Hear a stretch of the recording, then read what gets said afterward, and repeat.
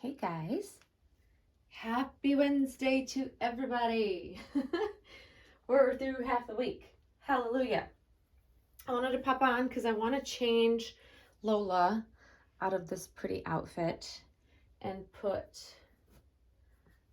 this Jamie K onesie and footed leggings that match. This is not a current Jamie K range.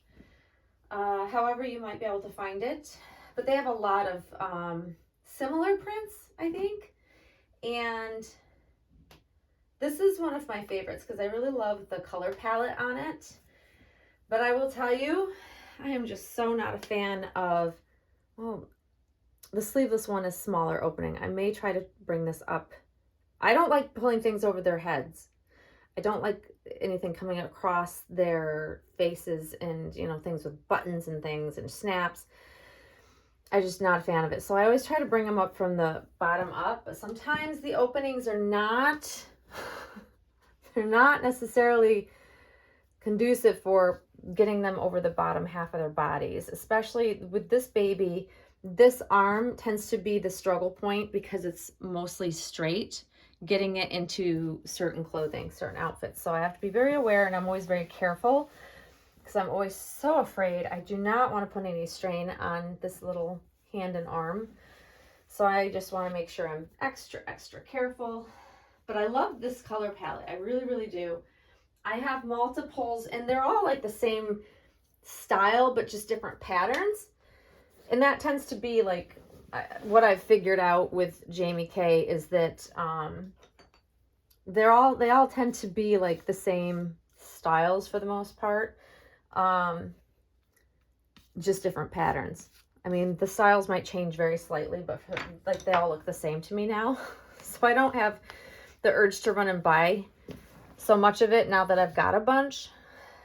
If that makes sense? Yeah. But I am, however, working on getting some pretty summer things for the girls.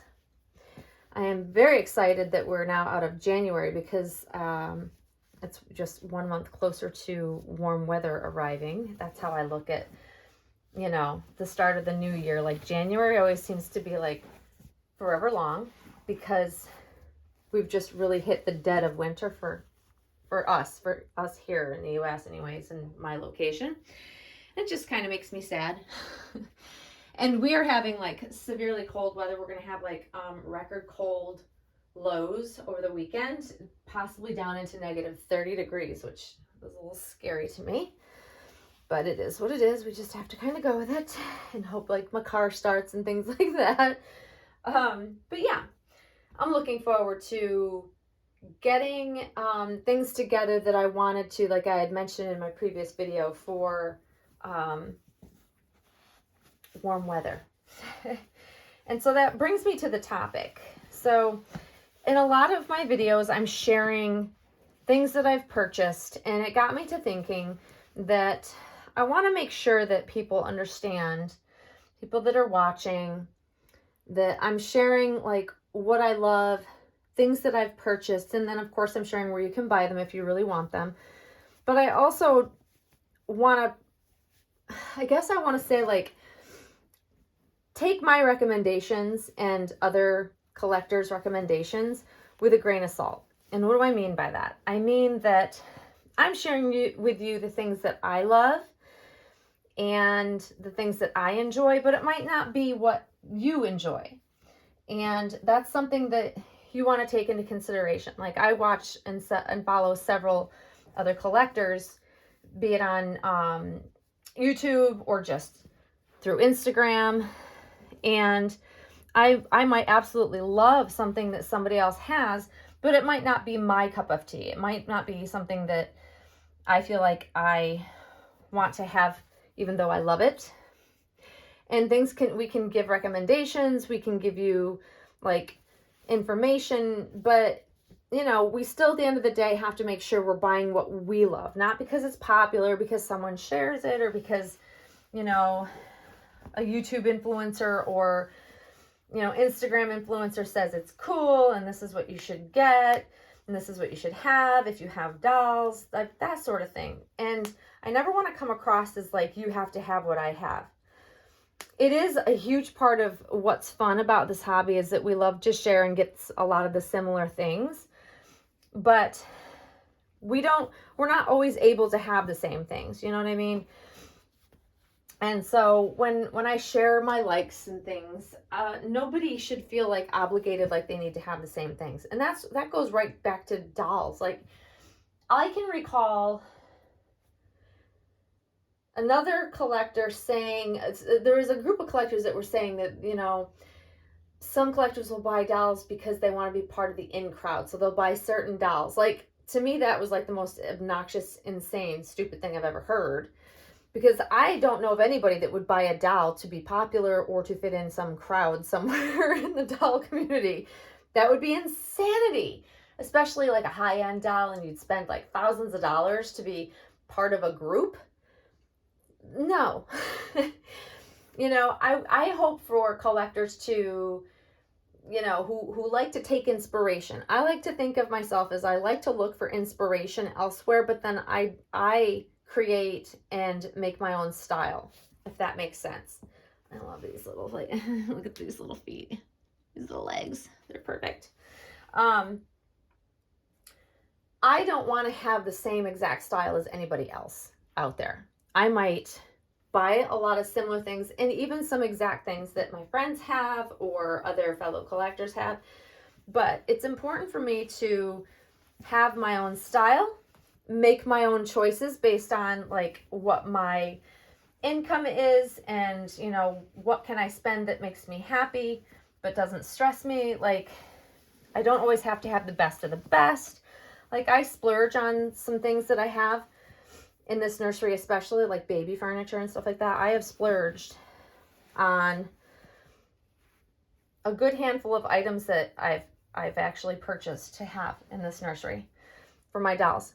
However, when I spend a certain amount of money, I also make sure that I hold on to them for a long period of time, so I get my use out of it, so that it's worthwhile money to be spent. So if you know you don't like, I don't know, the baby bed, we'll use that. The little huggable baby pillow that I just shared with you guys.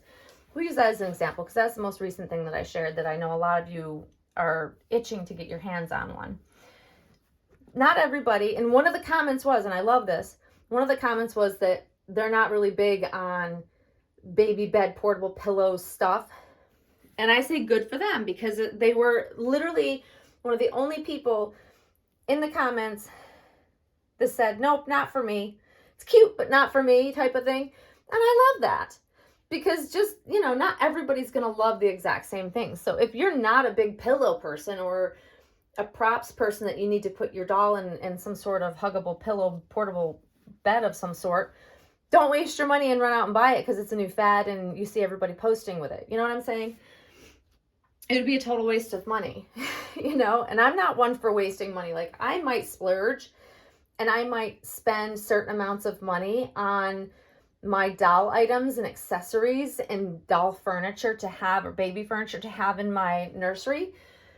But they're well thought out, and I make sure before I make a purchase like that, that I'm going to get use out of it, that I'm not going to just, it's not just going to sit and not be used. And that's important to me. You know, if you're one to not hold on to things for very long, then maybe think about investing money in buying certain things if you know you don't tend to hold on to them. And that's for each collector to, you know, decide on their own. But it's fun to join in and have certain things, but we also don't want to waste our money. And that's the delicate balance that I'm struggling with as well, because you guys know that I want to bring home another reborn, and yet I'm constantly being pulled towards, I want to get a spring wardrobe for my dolls because all the cute spring stuff is now coming out and I'm seeing it everywhere and I'm loving a lot of the pieces.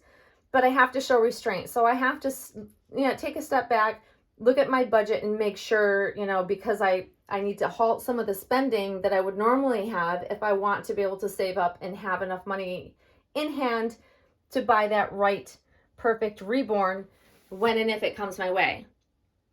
So I'm constantly shifting and making sure that I'm making smart decisions before I buy, especially more expensive items. And I don't buy for fads. Like some things I do, like that little pillow, of course, it's, you know, another portable pillow support system, whatever we want to call it. It is kind of a trend right now. I won't lie, but it's not a huge investment for me. Like, so if I didn't love it when it came, I could have easily sold it on. For sure, I could have sold it to somebody who would enjoy it. And it would, even if I took a loss on it, wouldn't be that big a deal because it wasn't that expensive in my realm of like what my dolly budget is, if you will. So yeah, it's a struggle for us all, right? Like we want to buy things and be happy, but we also don't want to buy because it looks cool and someone else has it, or because someone says, oh, this is what you should get because I love it. I don't ever want to come across that way. I want people to buy what they love with maybe some ideas of things that I like, that I share, and then you create your own style around it. It's just, you know, inspiration from a lot. I take inspiration from a lot of different collectors, though. I think that every collector has most collectors have a very unique way they like to dress their babies.